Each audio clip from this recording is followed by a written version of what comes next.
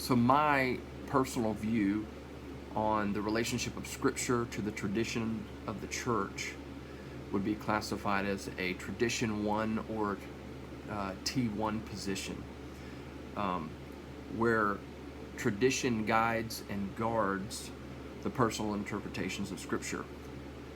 Kind of from a practical standpoint of where I'm at and what that looks like for me on a week-to-week basis is being a music worship pastor, worship leader, somebody that plans and coordinates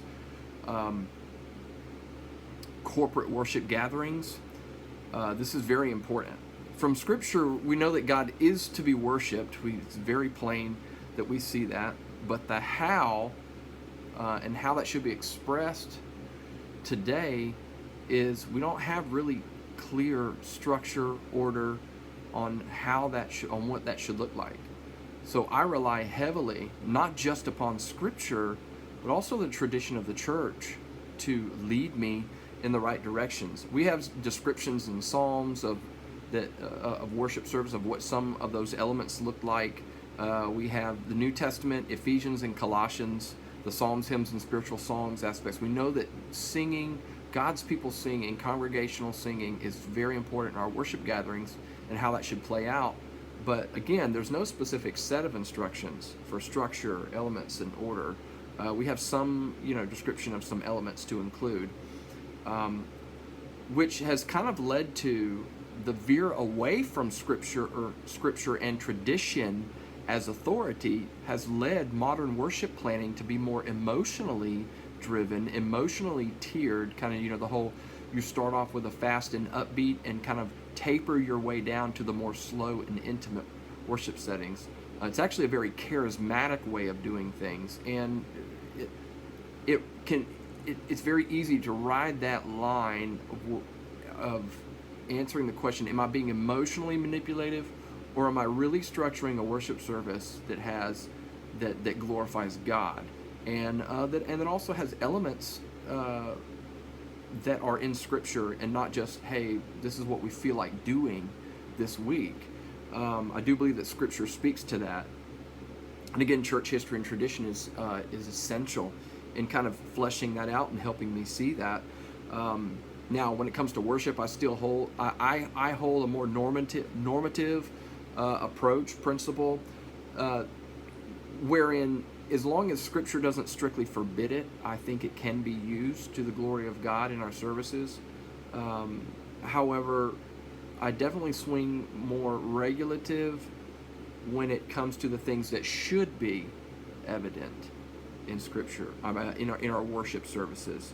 And again, looking at the different liturgies, especially the Protestant reformers, where we see very clear aspects of revelation and response.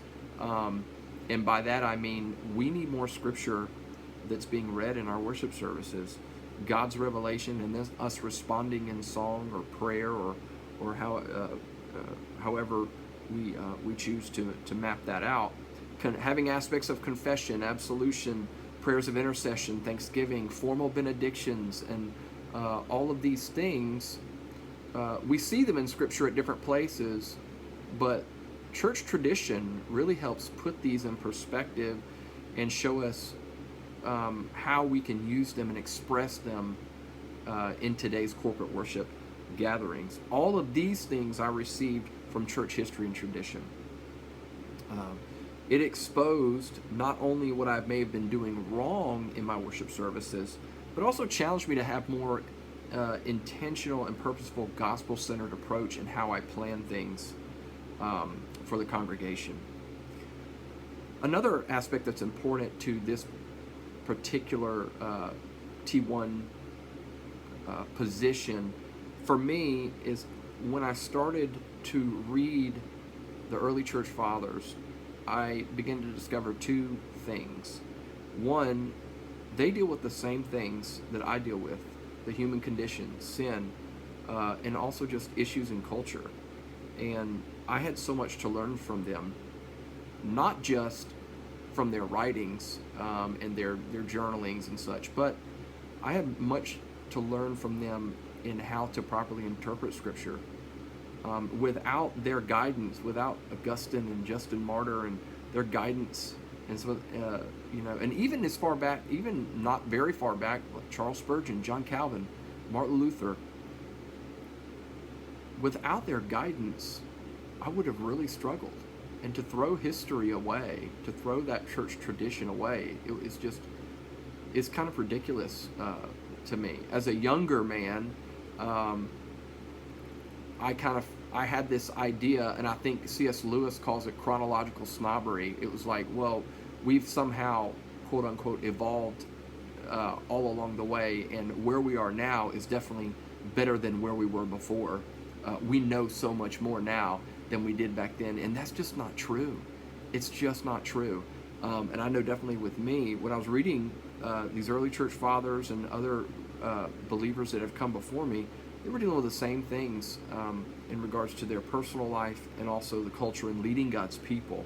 And it was very encouraging. A second thing that I discovered, and why I think this particular view is important to have, is that they studied more than I ever will in just about every area of Scripture, the very doctrines that I take for granted, doctrine of the Trinity, deity of Christ, soteriology, etc., they thought and fought hard for. So why wouldn't I listen to them? Why wouldn't I seek that out? These doctrines that I just kind of grew up learning, I have really taken them for granted that they haven't always been as clearly articulated. And so that's why I think it's important. Ultimately, church history and tradition is a huge check and balance for us when we're interpreting Scripture. And so whether we're moving forward, preaching sermons, preparing sermons, or Bible studies, or even our corporate worship gatherings, I think it's very important for us to remember tradition and use that as a guide and a guard.